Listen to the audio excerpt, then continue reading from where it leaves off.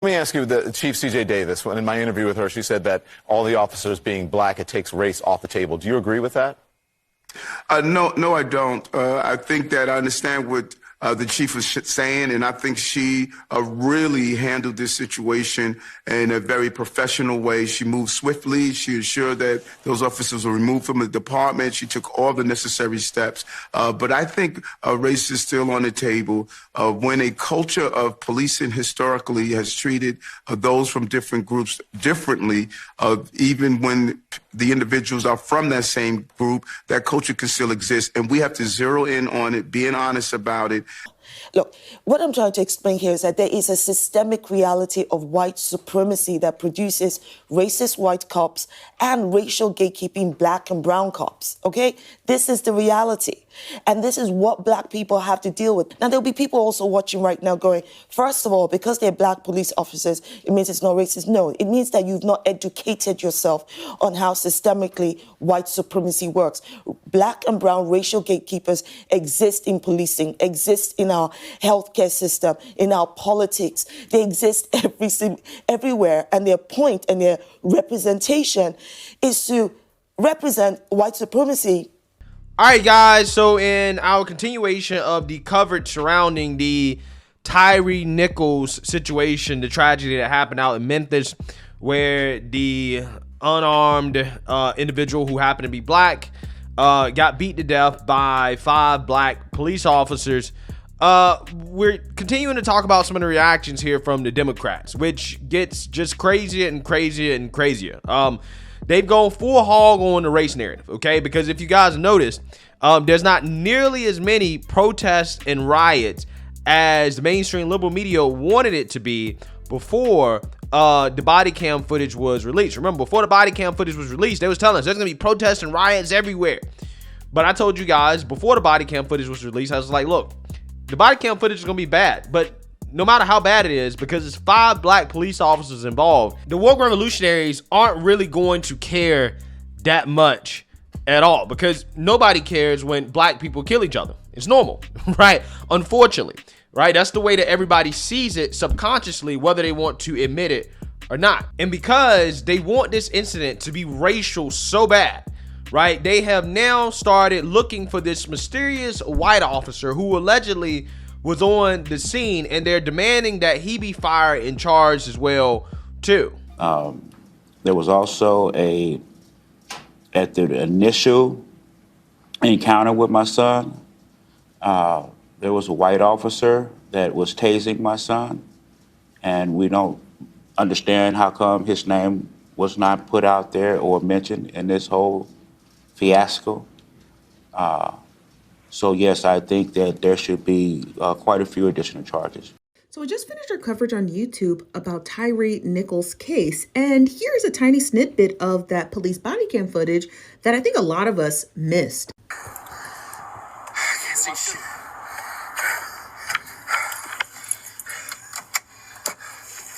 Now, if you're a little bit curious as to why that officer had a white arm, it's because he does. He is one of the officers who actually tased Tyre in his first stop before he fled to get closer to his parents' house. And now you're probably wondering, where is this white officer's mugshot or indictment? The short answer is we don't know. We don't even know who this officer is and why he has not been thoroughly charged with the death of Tyre Nichols. And I'm really interested as to why his name was not mentioned in the thorough indictment. And I feel like they played the city of Memphis because they got y'all out here singing Negro spirituals and protesting peacefully, and they're actually protecting a white officer. Now, let me try to play reasonable here, right? Let me take the race-colored lenses off, okay, the glasses off, and actually try to look at this from a reasonable perspective. I think that officer is not being charged because, one, I don't think it's illegal for the officers to tase him. I don't think that that's what those officers are being charged for. They're not being charged for tasing the guy, or even saying that I hope that the police officers that were chasing the guy stomps his ass, because that is allegedly what the white police officer said. I actually heard the audio of him saying it, so it's not even really alleged. He did say it. But those aren't crimes, okay? He may have been there, but he did not participate in the subsequent beating that happened to Tyre Nichols by those 5 black police officers, right? He was not a participant in the act that actually led to his murder. Okay, I don't think race has anything to do with it. Okay, I don't think they're trying to protect the white officer, especially considering how the police department is ran by black folks. The city is black. Okay, I mean, again, everybody involved is black. Minorities are whites in this situation right here. The minorities are whites. Unless, hey, you don't believe in protecting minorities, right? But I don't think they're trying to protect the white minority here. Okay, I just think that he was not involved. He didn't participate in beating the guy up. And that's why he's not being charged. But with that being said, again, it doesn't stop the woke revolutionaries and Democrats, like, for example, Maxine Waters, from continuing to try to play the race card, which is exactly what she did when discussing this incident in relation to police reform in Congress. Take a look. I don't have any really great hopes for the fact that we're going to be able to pass police reform. It is racism in its purest form. How can you not be outraged by the killings of human beings when you see that they have been beaten, the chokehold has been used, a knee has been placed on George Floyd's neck? Be quiet. But I'm angry, as many of us are, and I don't care whether it's a white cop or a black cop. If they are brutally beating and targeting and killing young black and brown men and some women, we've got to stay out there. We've got to protest. We've got to challenge them. We've got to say to the police associations that we're going to stop elected officials from taking your money so that they will not act against you when you are basically protecting these road cops. So we've got to do all of this work. And some people don't like it when I say stay on the street, protest. Yes, and I'll say it again as I said it years ago. No justice, no peace. Yeah, so no justice, no peace. Maxine Waters, right? She says that it is racist for Congress not to pass police reform. And she takes it a step further later in this interview to go on to say that not only is it racist, but Republicans like, for example, Marjorie Taylor Greene, who are opposed to police reform or whatever, they are domestic terrorists. Domestic terrorists, says Maxine Waters. Take a look. Is there any path forward for police reform in Congress after this latest tragic killing? Give it to us straight. It's the Marjorie Taylor Greene Republican caucus. And you heard what McCarthy said. He said he just loves her and that he's going to do everything he can to protect her. And she's saying in so many ways and words, and I own him.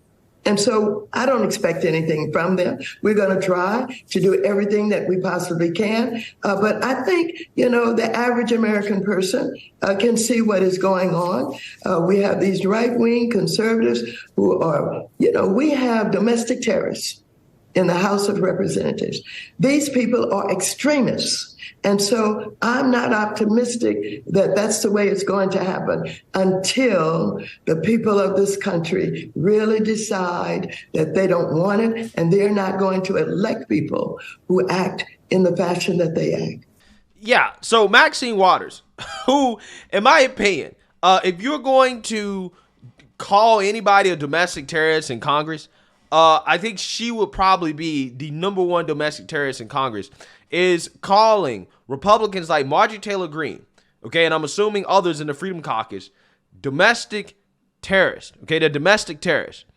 It's absolutely amazing, especially considering how this woman is literally the same woman that basically tried to undermine the judicial system, the sovereignty and integrity of our judicial system, by essentially calling for violence if the Derek Chauvin trial did not go the way that the woke revolutionaries wanted. If he was not found guilty of murder, they basically threatened to get violent. Take a look. We're looking for a guilty verdict.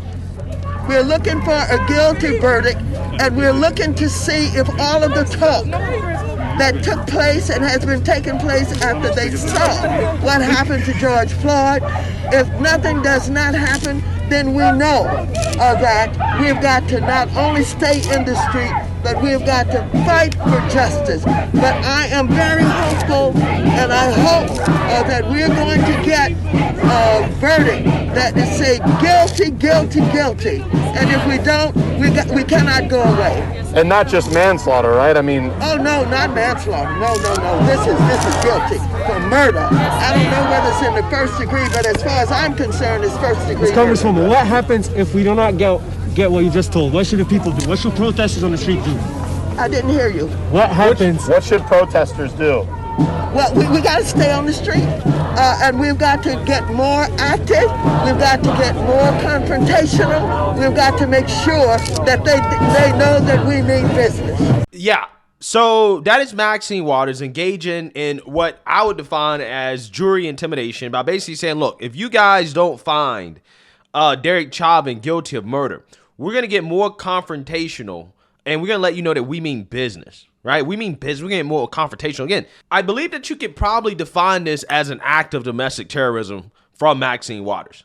This is after the woke revolutionaries have shown us that they are violent, right? They will get violent. So you want more violence, okay? More confrontation. Again, absolutely amazing. This is the woman that's trying to call other people, her colleagues, her fellow colleagues, domestic terrorists because they don't want to support the Democrats' version of police reform, which is something that, Democrats could have gotten if they were willing to negotiate with Tim Scott, but they weren't willing to negotiate with Tim Scott because Democrats want a federal takeover of policing, right? And Tim Scott said, no, we want to have a more conservative approach to police reform.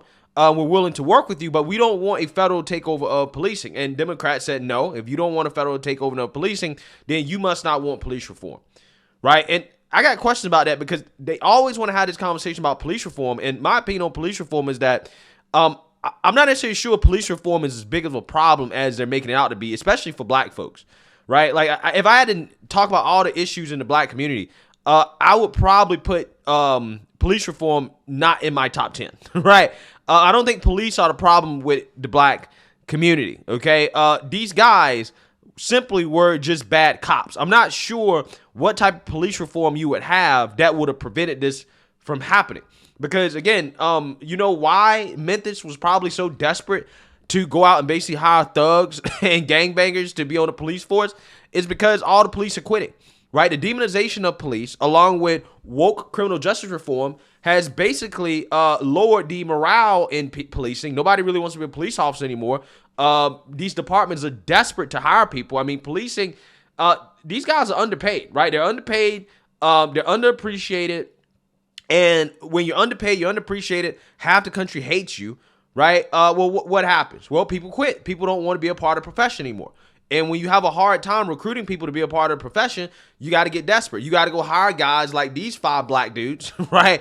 Who, again, if they weren't police officers, they would probably be in the streets gangbanging, right? And hey, that's who they hired. They put them on a special unit. Why they put them on a special unit? Because crime is so bad in this city that they basically gave these police officers, who, again, you argue if they weren't police officers, were probably thugs and criminals themselves, gave them free reign to beat the shit out of people and then ask questions later, right? They got free reign to do that, okay? They were doing their version of stop and frisk, okay? Again, these were black people that were implementing this. It wasn't whites, right? It wasn't a white man. It was black folks that said, you Negroes are so bad that we need to stop and frisk you, right? Absolutely amazing. And these people think that, oh, well, we passed police reform, that's going to fix the problem. It's not going to fix the problem. It's not going to fix the problem, right? What happened with these police officers doesn't have anything to do with police reform as much as it has to do with the fact that these were just 5 bad officers that were hired because, again, policing has been demonized in this country so much that nobody wants to be a police officer anymore. So they got desperate, right? They didn't train them thoroughly. They didn't vet them properly. And that is why this happened. Okay, it happened as a result of what the Democrats have been calling for as a part of police reform, right? And also on top of that, they've been charged with murder, right? The woke revolution, you got what you wanted. The police have been charged. They've been fired. They've been charged. Like, what else do you want? Right? What else? I mean, this is what you say you want when this type of stuff happens, and you got what you wanted. So again, I'm trying to figure out what more or what about police reform could have prevented this from happening in the first place. because y'all don't want to fund the police. So clearly you don't want better police officers. You don't want to pay them more, okay? You don't want to hire the best of the best. You're trying to, again, take as much money as you can away from them. So again, what about the Democrats' version of police reform would have prevented this? I haven't heard any answers to that question. Haven't heard any answers. But yet Maxine Waters believes that Republicans are domestic terrorists for opposing the federal takeover of policing that Democrats want. But where was Maxine Waters when it came to the domestic terrorist event that we saw in Atlanta? Did she condemn that? Did she have anything to say about like real acts of domestic terrorism? No, because she supported it, right? Because she hates police, except when they're protecting her, that is, right? She loves police when they're protecting her. Again, cricket's quiet on actual acts of domestic terrorism, but she has the unmitigated gall to call Republicans domestic terrorists because they don't want to go along with, again, the Democrats and their radical agenda. Absolutely amazing stuff. Let me know what you guys think. Make sure you like, comment, and subscribe. Most importantly, share a Black conservative perspective. Peace.